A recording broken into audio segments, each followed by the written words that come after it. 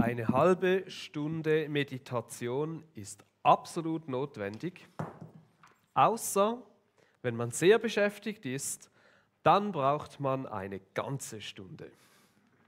Das sagt Franz von Sales, das ist der Fürstbischof von Genf und zwar schon im 16. Jahrhundert. Hat er die Aussage gemacht und es ist eine sehr provokante Aussage. Und ich weiß nicht, wie es dir geht, oder? Als ich das gelesen habe, habe ich gedacht, so, schöne Gedanken, aber komplett unrealistisch, oder? Ich meine, die Vorstellung davon, die gefällt mir irgendwie. So eine Sehnsucht nach Intimität und Zeit mit Gott, die spüre ich, die habe ich und ich gehe davon aus, dass ihr die auch irgendwo habt, wenn da einfach nicht die Realität schlussendlich wäre, oder? Bei uns, wir haben seit ein paar Monaten einen neuen Wecker, wo meist vor unserem eigenen Wecker kommt und wenn der wach ist oder abgegangen ist, dann geht der Tag los und dann hat es nicht mehr so viel ruhige Momente. Oder dann passiert es da so wie heute, dass ich mir vorgenommen habe, oder das mache ich eigentlich immer, wenn ich Predigt habe, stehe ich früher auf, stelle den Wecker auf die 6 Uhr, dass ich rechtzeitig da sein kann, dass ich eine Stunde mehr habe. Du kommst da an und merkst, ich bin glaube nicht der Einzige, der die Idee hatte. Das Licht brennt schon. Joel, Simon sind auch schon so früh da. Und dann gehst du rein, fragst so, du Freunde, wieso sind die so früh da? Und dann sagen sie sowieso, wir kommen immer auf die 8. Und dann merkst du, dass die Viertelstunde, wo du am Morgen nach dem Wecker noch ein bisschen liegen geblieben bist, eben dummerweise eine Stunde und ein Viertel war. Ja, genau. So kann es gehen. Aber auch generell, oder? Wir alle kennen irgendwo das Gefühl, dass 24 Stunden am Tag ja eigentlich nicht genug sind, weil schließlich sollten wir noch ein bisschen mehr Sport machen, Zeit mit der Steffi möchte ich haben, dann mich mit Freunden treffen wäre auch mal noch wichtig, ein Buch lesen möchte ich auch, dann Fußball schauen natürlich auch oder vielleicht noch eine Serie. Ferien planen wäre auch mal noch etwas zum Angehen oder sonst Sachen im Haus erledigen, gewisse Projekte, die man immer rausschiebt. Und dann arbeiten gehört ja auch noch dazu. Und endlich die habe ich auch noch 1, 2, 3. Und wir alle sind irgendwie so nonstop in einem Stress rein oder so beschäftigt, dass es so unrealistisch erscheint, uns so viel Zeit rauszunehmen, um einfach einmal zu meditieren, so wie das der andere schreibt, oder einfach in die Stille kommen. Und doch wäre es wichtig. Ruth Haley Barton, eine Autorin und Theologin, die viel so zu der christlichen Spiritualität sagen hat gesagt, ich habe mich entschieden, über Einsamkeit und Stille zu schreiben, weil ich glaube, dass Stille die anspruchsvollste, notwendigste und am wenigsten praktizierte spirituelle Disziplin unter evangelikalen Christen heute ist. Und das sitzt schon noch. Und ich glaube, es ist etwas dran, oder?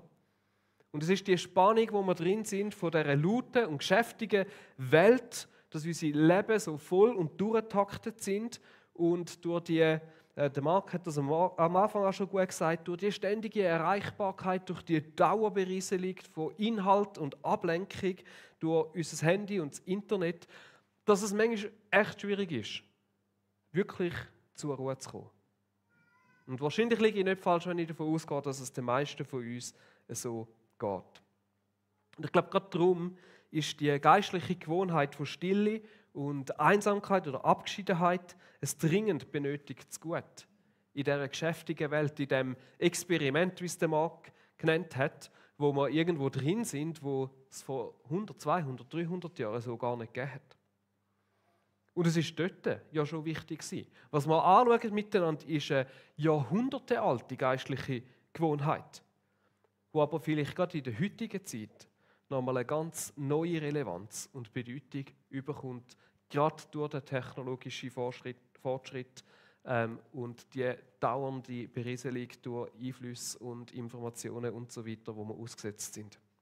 In einer Zeit, wo wir abgelenkter sind, als wir es wahrscheinlich je zuvor oder die Menschheit je zuvor war.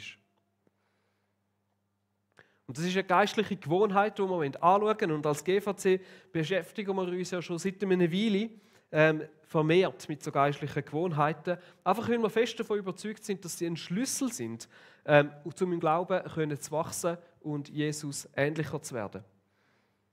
Und ich glaube ganz fest, dass gerade die Verpackung als geistliche Gewohnheit so quasi oder die Form von geistlichen Gewohnheiten in der heutigen Zeit wirklich wichtiger denn je sind für einen gesunden und einen wachsenden Glauben. Ein Glaube, der nicht irgendwo je länger, je mehr in den Hintergrund gerät. Sie sind das gesunde und wichtige Gegenstück zu ungesunden Routinen, vielleicht sogar Süchten und zu der ganzen Ablenkung und den ganzen Anforderungen und Stress, wo unser Leben ausgesetzt ist. Und wichtig, wenn man so von geistlichen Gewohnheiten redet, ist mir, dass die Gewohnheit an und für sich ist nicht das, um was es geht. Sie ist immer nur ein Weg, wo uns hilft zu einem Ziel. Und das Ziel ist, mit Jesus verbunden zu sein und ihm ähnlicher werden. Und sie sind so quasi Drankhilfen, die uns helfen, können zu wachsen. In unserem Unterwegssein. Unterwegssein, übrigens unser Jahresthema für die es schon fast vergessen haben.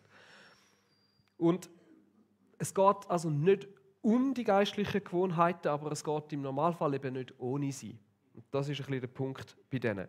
Und Gewohnheiten, die brauchen Zeit, um sich in unserem Leben zu verankern.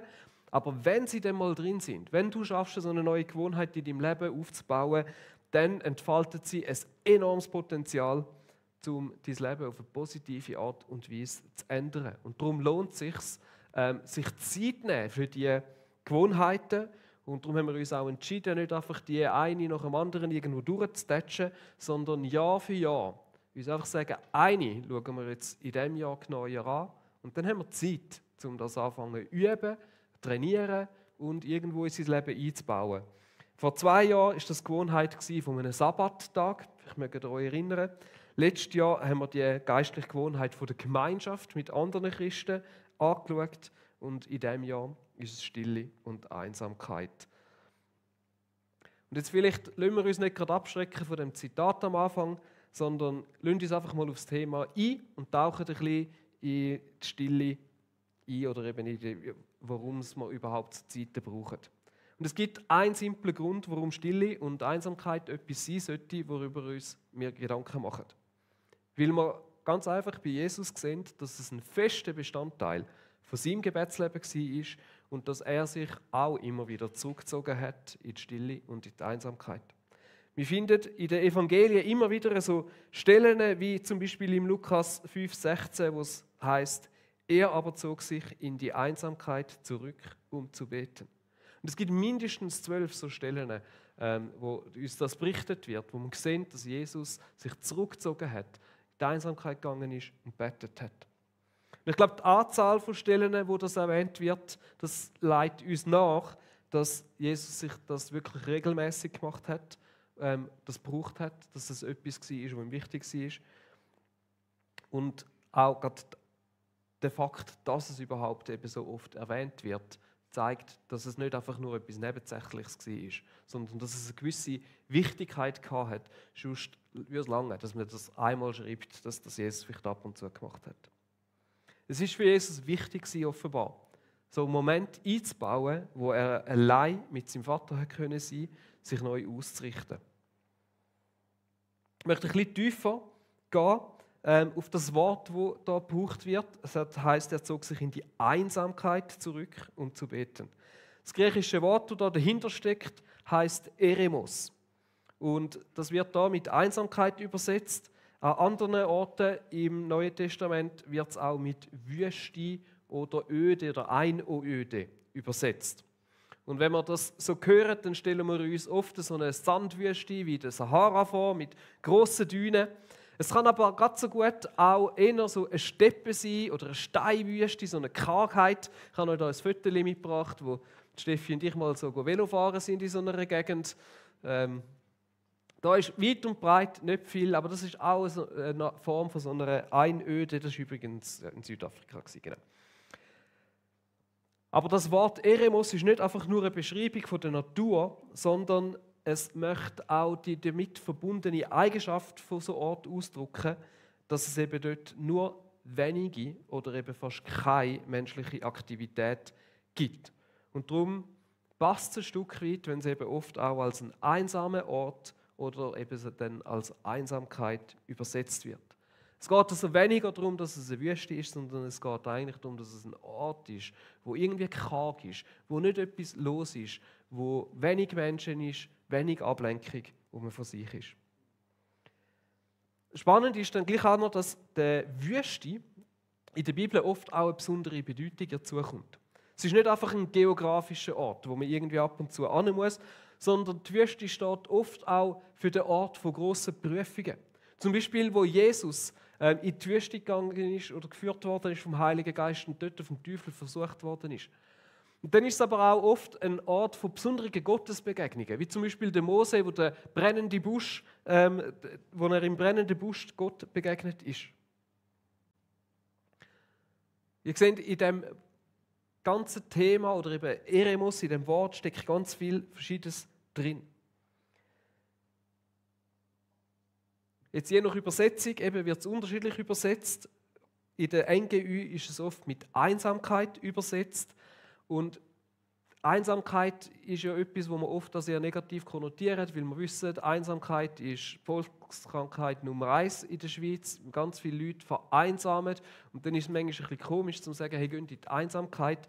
Und darum wäre vielleicht im Deutschen Abgeschiedenheit eine etwas treffendere Bezeichnung. Bringt das vielleicht ein bisschen besser auf den Punkt. Ein Ort, also ein Rückzug an einen Ort, wo wir allein sind, wo wir nicht abgelenkt sind, wo wir Raum schaffen können für die Begegnung mit Gott. Von dem Wort hat sich übrigens dann auch, also von dem Wortstamm hat sich dann übrigens auch das Wort Eremite herauskristallisiert. Das ist eine Bezeichnung für so christliche Einsiedler, die so ab dem ungefähr 3. Jahrhundert nach Christus sich von der Gesellschaft eben abgeschieden haben und abgeschieden gelebt haben und das eben oft auch am Rand von der Wüste, dort in der Nähe von Ägypten. Und die Eremiten sind dann darum auch später Wüstenväter genannt worden.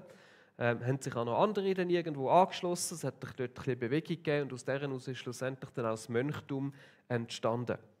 Von ihnen können wir viel lernen, können wir viel profitieren, die haben Erfahrungen gemacht mit dem, die überliefert sind, wo man viel nachlesen kann und wo man merkt, eben, das ist eine Tradition, die schon seit langen Jahren im Christentum vorhanden ist und wichtig war. Ein Schweizer Beispiel dafür wäre zum Beispiel der Niklaus von Flü, oder auch bekannt als Bruder Klaus, der sich entschieden hat, anstatt bei seiner Familie zu leben, ist er eigentlich nur etwa 5 Minuten weg, aber tief runter in eine Schlucht und hat dort so sein Kabäuschen gehabt und hat dort als Einsiedler gelebt.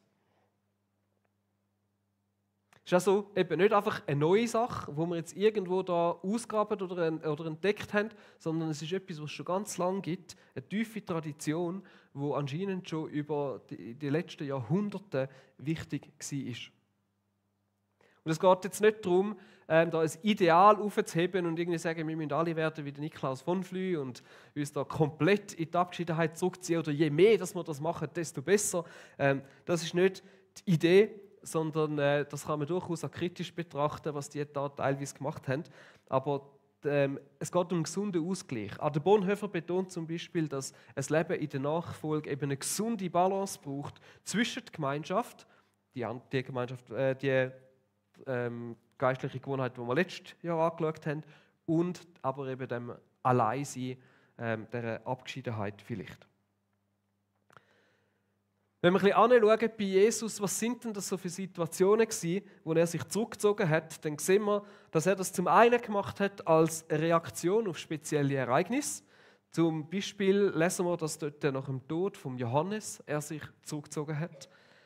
Oder auch nach der Speisung der 5000, wo sie ihn so quasi dann gerade zum König machen wollten, wo er sich so zurückgezogen hat. Also als eine Reaktion, auch um vielleicht gewisse Sachen können verarbeiten, trauen oder sich einfach irgendwo nochmal zu besinnen. Dann sehen wir eben auch, dass er das aber auch einfach grundsätzlich ganz regelmäßig gemacht hat. Wir lesen ab und zu früh am Morgen, das war seine Zeit. Vielleicht auch so als eine Vorbereitung auf den Tag, um den Tag wirklich können auch aus der Verbindung mit Gott heraus zu starten. Und ein dritter so ein Aspekt, wo wir sehen, dass es manchmal auch einfach war, man kann sagen, um sich zu erholen oder sich dem ganzen Trubel von allen Menschen, die zu ihm gekommen sind und etwas von ihm wollen, ein Stück weit auch zu entziehen und sich so eben einen Rückzug können machen. Und das gefällt mir noch.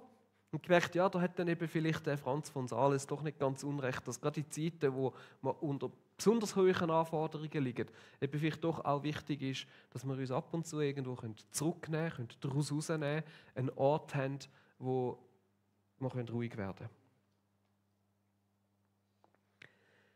Jetzt, viele von uns haben ja bereits so eine Gewohnheit, die sich stille Zeit nennt.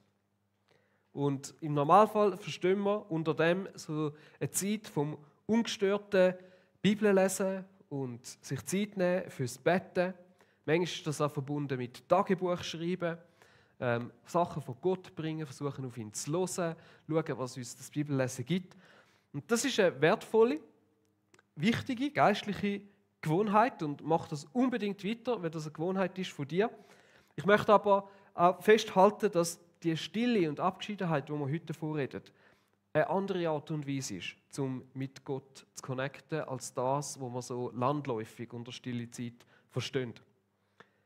Weil, wie ich es vorher schon angetönt habe, bei vielen ist die Idee von dieser Zeit ja nicht, dass es eine total stille Zeit ist, sondern eine Zeit, wo wir eben mit Gott über unsere Anliegen reden, über unseren Tag reden, wo wir beten, für andere Fürbitte machen, wo wir Gott bittet, dass er zu uns redet, wo wir versuchen, die Bibel so zu lesen, dass wir etwas mitnehmen können für den Tag.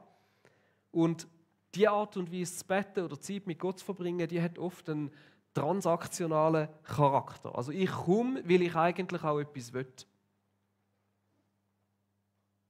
Ich bringe Gott meine Anliegen, meine Themen und bitte ihn, dass er etwas macht und aktiv wird.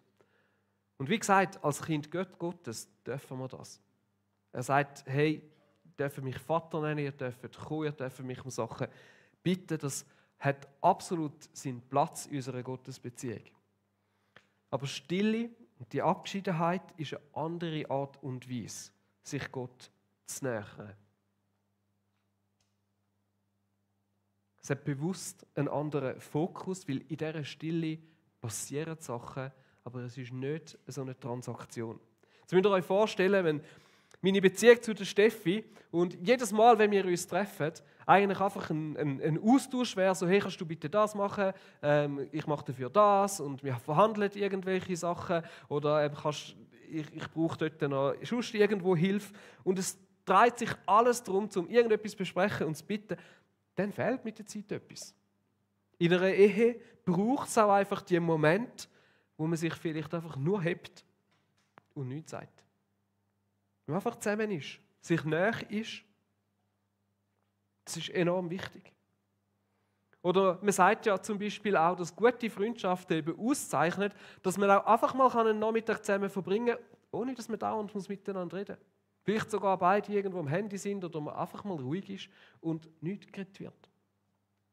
Es ist wie ein Ausdruck von einer ganz anderen Intimität, von einem gegenseitigen Vertrauen oder ein Ausdruck davon, von Seelen, die sich irgendwo verbunden haben. Und das ist das, was in dieser Stille passieren kann. In dem Sein von Gott wird uns bewusst oder kann mir bewusst werden, dass meine Beziehung zu Gott nicht durch Aktivität und Leistung und was er mir gibt und was ich ihm irgendwo geben kann, definiert ist. Dass er nicht mit mir durchgehen, was ich denn jetzt alles Gutes heute für ihn gemacht habe, wie viel ich in der Bibel gelesen habe, wo ich ihm Freude gemacht habe und wo vielleicht eben eher nicht. Das ist ein Ausdruck davon, dass ich bei ihm einfach sein darf. Dass ich angenommen bin, ohne Leistung. Ich muss nicht einmal beten. Ich muss nicht einmal irgendwelche Worte machen. Das sehen wir zum Beispiel auch, wo Jesus den Punkt so ein bisschen macht und sagt, es geht beim Beten auch nicht einfach um viel Wort. In Matthäus 6,7, wo er sagt, beim Beten sollt ihr nicht leere Worte aneinander reihen wie die Heiden, die Gott nicht kennen. Sie meinen, sie werden erhört, wenn sie viele Worte machen. Nein, wir sollen eine Intimität, eine Beziehung zu Gott haben, wo wir auch einfach mal sein. Ohne irgendetwas zu wählen, ohne irgendetwas zu sagen. Und dann passiert etwas anderes, nämlich, dass unsere Seele von Gott kommen kann. Und in dieser ganzen Beschäftigkeit, wo wir drin sind im Alltag, kann es enorm herausfordernd sein, eben innerlich mal wirklich zur Ruhe zu kommen. Und die Stille hilft uns, Raum zu finden, zum Gott zu begegnen, aber auch zum Bedürfnis von unserer eigenen Seele wahrzunehmen. Ich bin vor kurzem mit einem Freund joggen. Wir sind auf den Vita-Parcours gegangen. Und natürlich sind wir da nebenbei ein bisschen am Reden, da geht es ja nicht ums Tempo und so weiter. Und dann kommen wir an einen Posten an und da war einer und der hat wild gestikuliert und so. Und ich schon dachte so, hey Kollege, wir sind jetzt am Reden. Also, und wollte ihn gekonnt ignorieren, oder? Und dann habe ich gesehen, dort hat es ein paar Rehe, die einfach so da gestanden sind. Und dann natürlich sind wir auch ganz leise geworden und haben irgendwie für 1-2 Minuten die Rehe beobachten und dann irgendwann sind sie weitergezogen. Der christliche Philosoph, der Parker Palmer, der vergleicht unsere Seele wie mit so einem scheuchen Wildtier. Irgendwo durch stark, überlebensfähig, kann sich gut selber durchschlagen, aber eben auch schüch und zurückhaltend und vielleicht sogar ein bisschen schreckhaft. Wenn du so ein Wildtier möchtest beobachten, dann kannst du nicht laut stampfend durch den Wald gehen und umschreien und rufen, hey, wo bist du und was ist los und wo versteckt ihr euch? Die sind weg, oder? Dann siehst du genau gar nicht. Sondern du musst still werden, ruhig sein, vielleicht an einem Ort bleiben und dann vielleicht zeigt es sich zu dir. So braucht es oft auch eben Ruhe und Stille, damit wir unsere Seele wirklich wahrnehmen und merken, was in ihr vorgeht.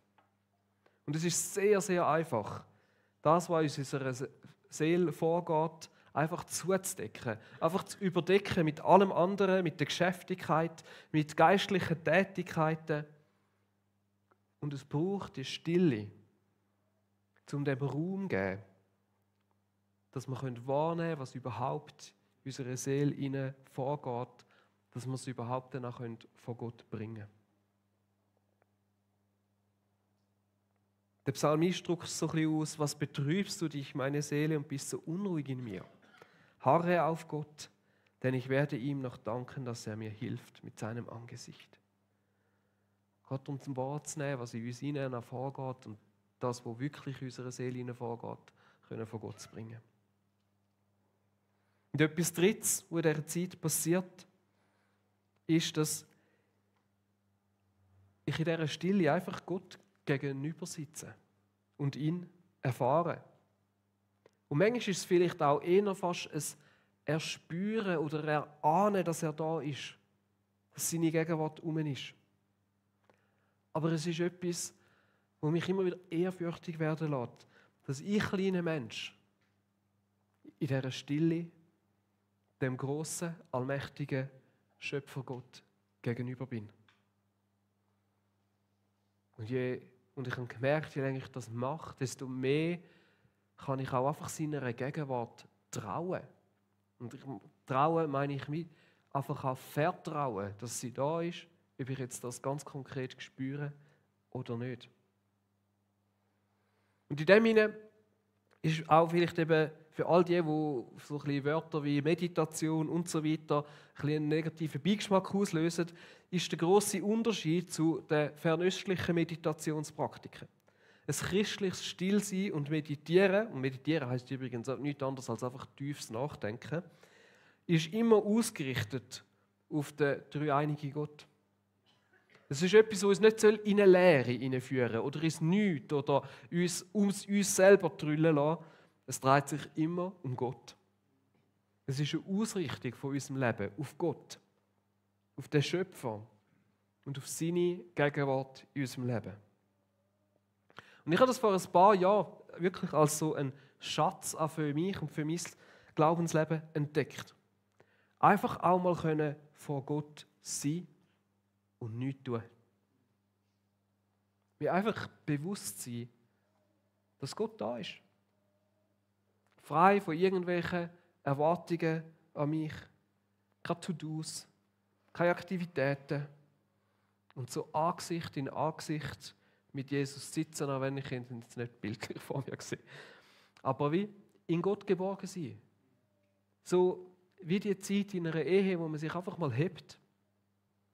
So zusammen Zeit verbringen. Es ist so ein bisschen die Erfahrung von der Aussage im Psalm 139,5, was heißt: Von allen Seiten umgibst du mich und hältst deine Hand über mir.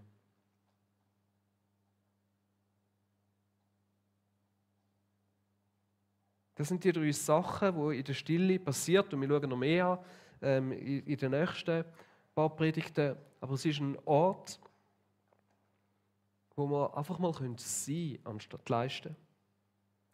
Wo unsere Seele zur Ruhe kommen und wir können sie spüren und vor Gott bringen. Und das sind Momente in seiner tiefen Gegenwart, wo wir einfach gehalten sind in seiner Gegenwart.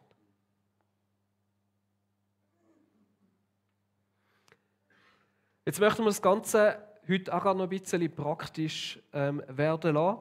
Und weil es manchmal vielleicht auch noch schwierig ist, wie fange ich das an, wie mache ich das? Und darum möchte ich mit ein paar hilfreichen Tipps anfangen. Und dann hat es da vorne dann auch so einen QR-Code, da kann man sich auch so eine Anleitung, das ist mehr oder weniger das Gleiche, wie ich sage, aber ich kann man sich das auch noch als ein Dokument abladen, wo man das daheim vielleicht mal kann selber noch ausprobieren kann, als eine kleine Hilfe. Der erste Punkt ist, hey, fang klein an, start mit kleinen Schritten. Die Erfahrung von dem Stillsein und so einer Abgeschiedenheit sein, das kann am Anfang wirklich auch mal sehr herausfordernd sein. Und es lohnt sich darum, einfach mal mit einer kurzen Zeit anzufangen, und dann kann man immer noch nach dies nach ein bisschen steigern. Für viele sind am Anfang 5 Minuten schon mal bereits genug. Und man nicht mit einer halben Stunde anfangen, wie da der Franz von Sales, oder eine Stunde. Es ist völlig okay, wenn man einfach mal mit 5 Minuten anfängt. Und es lohnt sich in diesem Punkt auch einfach gnädig sein mit sich selber. Falls man merkt, irgendwie man hält es nicht aus, oder es dann mehr war oder weniger war, oder einfach nicht so viel war, wie man sich vielleicht vorgenommen hat. Es ist nicht eine Leistung. Wir können einfach mal anfangen, durch eine kleine Zeit, und damit man zum Beispiel nicht immer auf die Uhr muss schauen, wie lange bin ich jetzt schon irgendwo in der Stille, und sich so wieder ablenkt, kann man sich zum Beispiel einen Wecker stellen. Vielleicht nicht gerade der wüsteste Klingelton, einen sanften. Aber wo einem ein Signal gibt, warte jetzt, wow, ich habe 5 Minuten in der Stille verbracht. Man kann auch mal mit so einem Zwischenschritt anfangen. Es gibt so angeleitete Zeiten. Auf zum Beispiel lebensliturgien.de hat es für den Morgen, Mittag, Abend so eine Art Liturgie, wo Stille auch ein Teil davon ist. Oder bei uns in der GVC hat's in der App haben wir eine Gruppe Together mit Gott, oder Together Zeit mit Gott, wo alle 2 Wochen am Abend, am 9 Uhr, für eine halbe Stunde das von der Sandra Stählin so ein bisschen angeleitet wird, wo man sich einfach dazuschalten kann und von die Hause aus bequem teilnehmen. Das ist vielleicht so ein Mittelding. Ich mache das gerne, zum Beispiel auch noch am Abend, so mit Lebensliturgien oder so. Dann der zweite Schritt ist, dass man sich einen guten Ort sucht, einen Gebetsplatz oder vielleicht sogar eine Gebetsecke. Und viele Menschen haben gute Erfahrungen damit gemacht, sich da so einen fixen Platz zu suchen oder einzurichten. Das muss auch nicht irgendwie fancy sein, das kann eine Ecke sein im Schlafzimmer, ein bequemer Stuhl. Aber es hilft manchmal, wenn man immer den gleichen Ort nimmt, um wirklich schneller in die Ruhe hineinzukommen. Und vielleicht ist es auch gut, wenn es ein Ort ist, wo man nicht zu schnell gestört werden kann, wo nicht gerade so dauernd jemand reinläuft per Zufall oder so. Man kann auch, um es sich einfacher zu machen, spazieren und das während dem Spazieren machen, oder teilweise wird da vorgeschlagen, während einer einfachen Tätigkeit wie Gartenarbeit, Bügeln, Autofahren. Jetzt, ich persönlich viel spazieren geht. Alles andere ja, ist dann wieder so der Versuch, irgendwo zu multitasken. Und das ist eigentlich eben vielleicht genau nicht die Idee vom Ganzen. Und dann, jetzt könnten wir da den bequemen Ort schnell einrichten.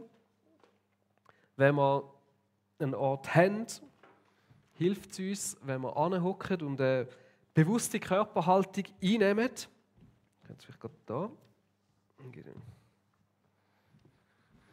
Es kann sein, aufrecht sitzen, Füße mit Bodenkontakt, irgendwo zum ein bisschen spüren, dass man da ist. Man kann die Hände offen, zu, man kann sie falten, wie man möchte. Aber das kann dir helfen, so zum ganz in dem Moment irgendwo rein sein. Und es ist auch physiologisch erwiesen, dass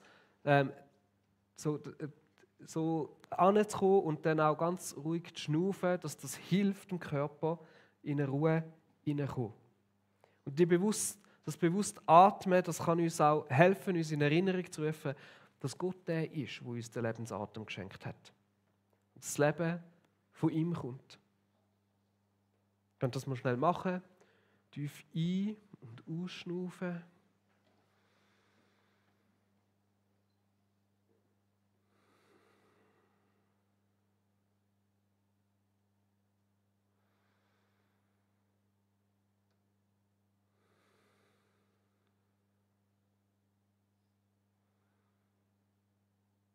Es gibt so auch Atemmeditationen, wo man nämlich so 4 zählt beim Ausschnaufen und wieder 4 beim Ausschnaufen. Das würde ich jetzt nicht unbedingt machen, weil dann ist man einfach wieder am Zählen.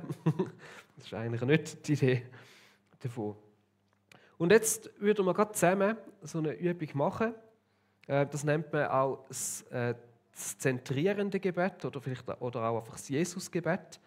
Es ist eine kleine Hilfe, damit wir, wenn wir in die Stille kommen, dass wir vielleicht nicht so hilflos in der Stille irgendwo rumschwimmen und fast zugedeckt werden davor. Genau. Nachdem wir also den Ort gewählt haben, irgendwo ein bisschen ruhig geworden sind, wählt man so ein sogenanntes heiliges Wort. Das ist ganz einfach ein Wort oder eine kurze Phrase, die uns helfen soll, als Symbol, dass wir bereit sind und dass wir uns möchten, Gottes Gegenwart öffnen. Typischerweise ist das Jesus Christus. Man kann es aber auch etwas anderes nehmen, wie guter Vater, guter Hirt, Friedefürst, mein Erlöser. Es geht nicht darum, um irgendwie etwas mega strikt oder weiß auch nicht was. Aber es soll etwas sein, das uns hilft, den Fokus immer wieder zurück auf Gott auch zu lenken. Wir machen das, weil sobald der Körper ruhig wird, wird es oft in unseren Gedanken laut. Das ist normal.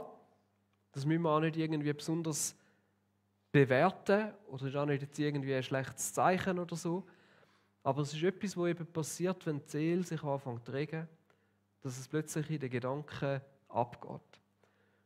Und das Wort kann uns helfen, um einen Umgang damit zu finden oder zum immer wieder den Fokus, wenn wir merken, du, jetzt bin ich mit den Gedanken wieder abgeschweift, wieder zurück zu Gott zu bringen. Es ist ja völlig okay, wenn das passiert, dann kann man das wahrnehmen, dass das passiert ist, den Fokus wieder zurück zu Gott. Vielleicht kann man das auch Gott angeben. Oder ein hilfreiches Bild, das viele auch verwenden, dass sie die Gedanken dann so wie Wolken betrachten, die kommen, aber auch wieder vorbeiziehen und weiterziehen. Und dann öffnet man sich für die Gegenwart und das Wirken von Gott, ohne Erwartungen und eben ohne Ziel. Und das ist manchmal das Schwierigste am Ganzen. Wenn wir so oft uns nachher fragen, ist jetzt eine gute Zeit gewesen? Hat mir jetzt das etwas gegeben oder nicht? Müsste ich mich jetzt nicht viel besser fühlen, wenn ich das gemacht habe? Und wir sind so schnell, um das zu bewerten. Aber es geht darum, zum einfach sein. Und versuchen, das eben dann sein zu lassen. Und nicht irgendwo anfangen, das jetzt zu bewerten, habe ich jetzt das gut gemacht oder nicht, ist es mir gelungen oder nicht. Sondern einfach sein und sagen, das nächste Mal mache ich es wieder. Und lass uns jetzt das auch einfach mal probieren. Vielleicht habt ihr für euch ein Wort gefunden, nehmt ihr einfach Jesus Christus, also es muss wirklich nicht irgendetwas anderes sein. Die meisten Menschen nehmen einfach Jesus Christus, da kann man manchmal auch mit einschnaufen, Jesus, mit ausschnaufen, Christus. Und versuchen wir so mal jetzt einfach ruhig werden und mal einen Moment aushalten in der Stille.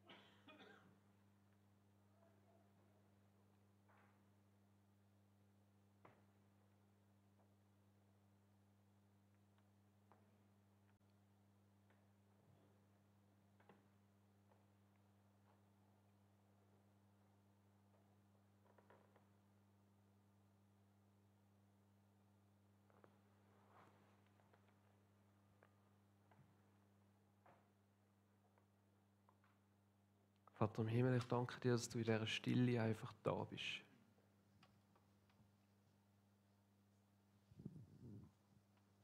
Für viele von uns ist das jetzt vielleicht ungewohnt gewesen. Für die einen eine sehr schöne Erfahrung, für andere vielleicht auch schwierig. Die einen haben vielleicht auch gemerkt, was sich in unserem Inneren alles regt. Und Vater im Himmel, wir geben all das dir an. Wir geben es dir zurück. Du sagst, werft alle eure Sorgen und Lasten auf ihn. Du sorgst für uns. Vater im Himmel, ja, ich bete, dass wir dürfen, gerade in dieser Zeit, wo wir heute drin sind, wo kaum jemand von uns zu wenig hat, sondern im Gegenteil, die meisten von uns eher zu viel haben. Wir dürfen lernen, das wirklich auch als eine Gewohnheit, die unsere Seele und unsere Beziehung zu dir eben besonders gut tun, zu schätzen und irgendwo in unseren Alltag zu integrieren. Auch wenn es nur 5 Minuten sind. Und Vater im Himmel, ja, ich bete, dass wir uns nicht unter Druck setzen lassen von so Aussagen wie von Franz vom Sales. Auch wenn es vielleicht schon recht ist und stimmt. Aber dass wir dürfen anfangen, wo wir sind. Mit den Möglichkeiten, die wir haben. Dass wir in dem Sinne dann auch einfach dürfen wachsen.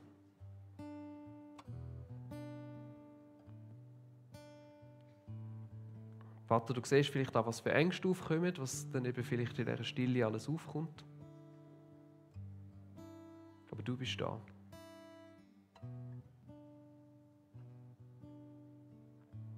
Auf dich schauen wir. Danke für das Geschenk, für den reichen Schatz auch dieser christlichen Tradition, für all die Ressourcen und Sachen, die es gibt, die uns helfen, wo wir profitieren von den Erfahrungen von Menschen und Christen, die vor uns gegangen sind. Und lass uns als Kirche ein Ort sein, wo wir leidenschaftlich und Vollgas für dich gehen können, aber auch ein Ort, wo wir einfach mal ruhig sein dürfen und vor dich kommen, so wie in dieser Ankunftszeit, wo wir es vor dem Gottesdienst machen. Amen.